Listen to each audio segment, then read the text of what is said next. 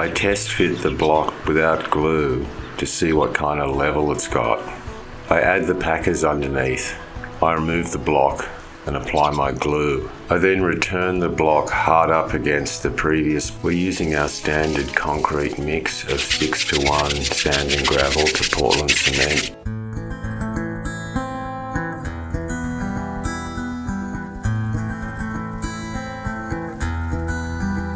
Close the door and leave the light on. The morning light should be coming soon.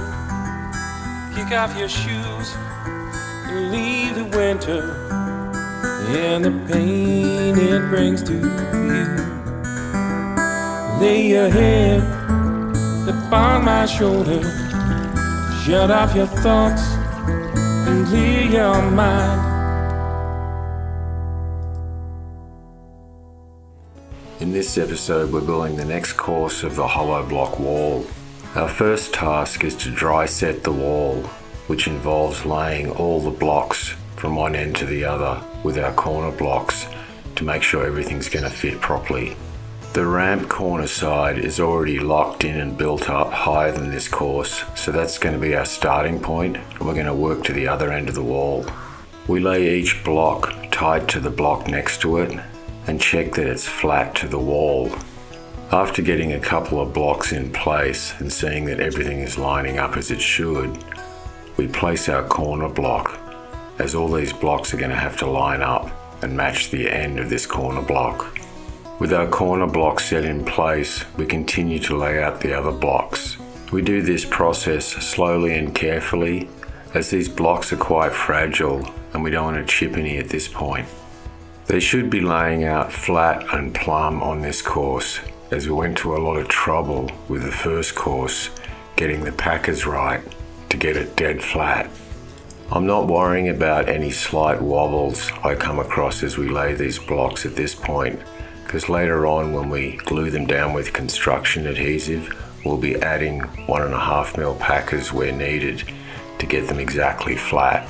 We can tell if the blocks are staying in alignment because they should be landing on the exact halfway point of the block below that we're laying them on. The other thing we're checking for in this dry layout process is that the blocks should be falling over the vertical rebar with plenty of room for the concrete to be around it. Once all the blocks are laid up to the corner, we snug in the corner piece and make sure everything's lining up. When we're satisfied the corner block is snug and tight to the blocks we've just laid and everything's looking plumb, we double check with our level and then move on to laying the other part of the wall on the other side of this corner.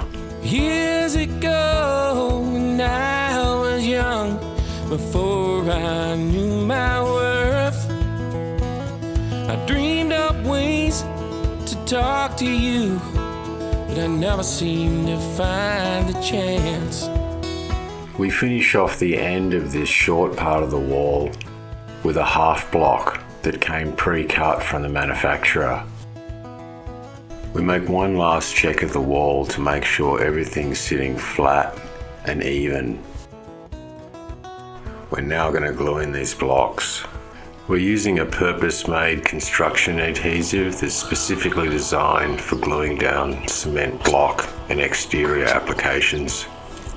We move one of the blocks out to create a gap in the wall so we can apply the glue and then return the block to the original position.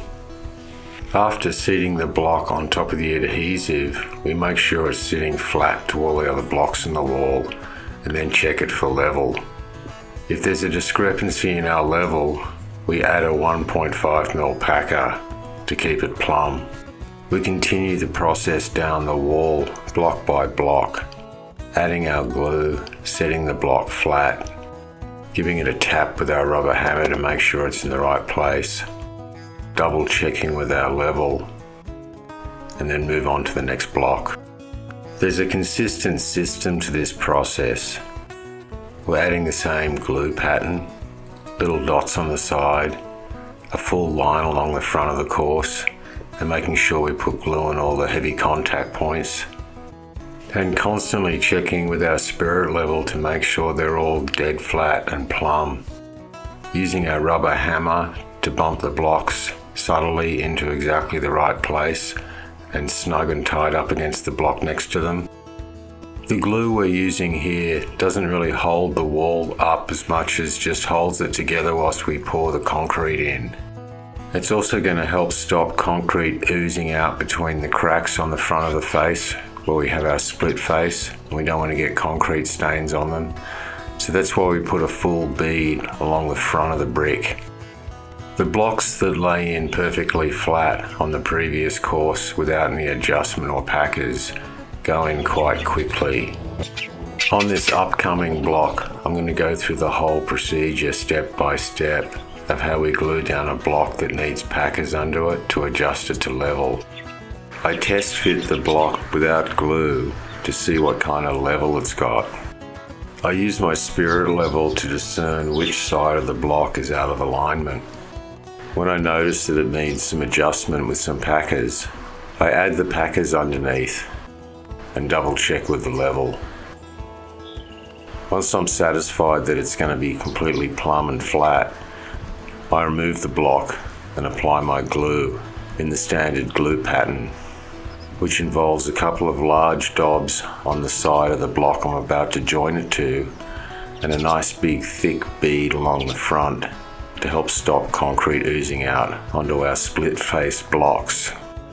I then return the block hard up against the previous block that's locked in place, check it one more time with the spirit level, then use my rubber hammer to gently tap it into complete alignment with the other blocks. Double check it with my level and then move on to my next block. I remember that day you gave me a smile as I got closer to you. All I could do was talk about the weather and when we go back to school. I saw you walking down the road, summer breeze blowing through your hair. By the time I moved, you were almost gone, and I didn't know what to say.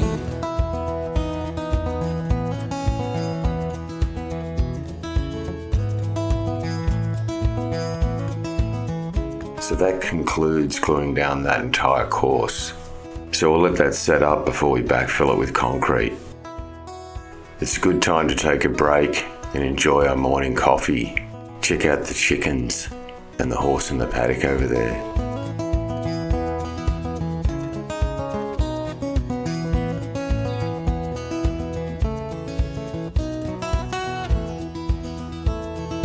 Now I'm old and I think of that day, those words I could only find as I sit by your side on our back porch. The days never left my mind. Part of the engineering design of this wall is for it to be double thickness on the bottom half of the wall, which is what helps hold it up against the hillside. So here we're preparing a concrete pour to fatten our wall up. We're framing it out with some of our scrap timbers and anchoring it to this tree stump, and using a piece of old plywood that I've used many times in these concrete pours. So we're using it to set up this form for backfilling this concrete part of the wall. We'll be filling our concrete in here, and this plywood will stop it getting mixed with the dirt. We're going to need to add some rebar to this system for extra strength. We've just buttoned up this formwork for the natural stone wall. It's going to tie into this block wall. We'll fill this with concrete this afternoon. That's going to add a lot of strength to this part of the system. The construction plan for this corner of the wall was to tie these two corners together. The engineering part of this bond is invisible behind the wall because in the finished result they're made out of two different materials, natural stone and split face hollow block. But hidden behind the facade of these walls, they're joined as one unit with concrete and reinforcement bar. So today we're going to be backfilling concrete in the hollow block wall to create this bond between the corners. We always wet the whole area down as this will help the concrete adhere to the block and the foundation.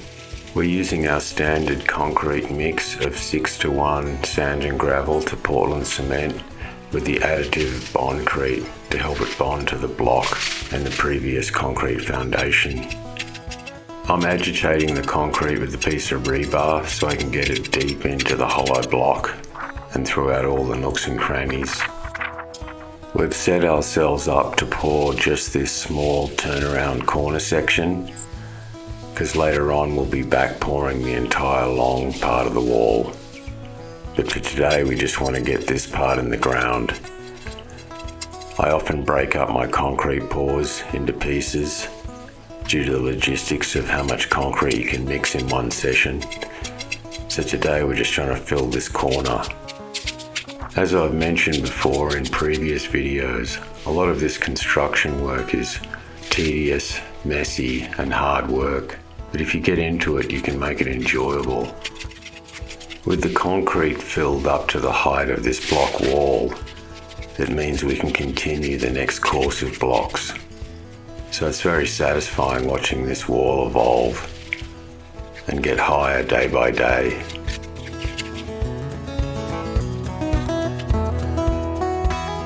I saw you walking down the road, summer breeze blowing through your hair. By the time I moved, you were almost gone, and I didn't know what to say. I remember that feeling, all the times I saw you smile. By the time I moved, you were almost gone. I'm glad you said more than hello. Join me on the next episode as we continue the natural stone wall and go and select some fresh material from the quarry. I remember that day you gave me a smile as I got closer to you. All I could do was talk about the weather when we go back to school. That concludes our rock selection. Thanks for joining me this week on my YouTube channel. Check the link below, and while you're at it, hit the subscribe button or make a comment so I can help you with your future construction solutions. And don't forget to follow our channel for more ideas and how-to tips for home and garden projects.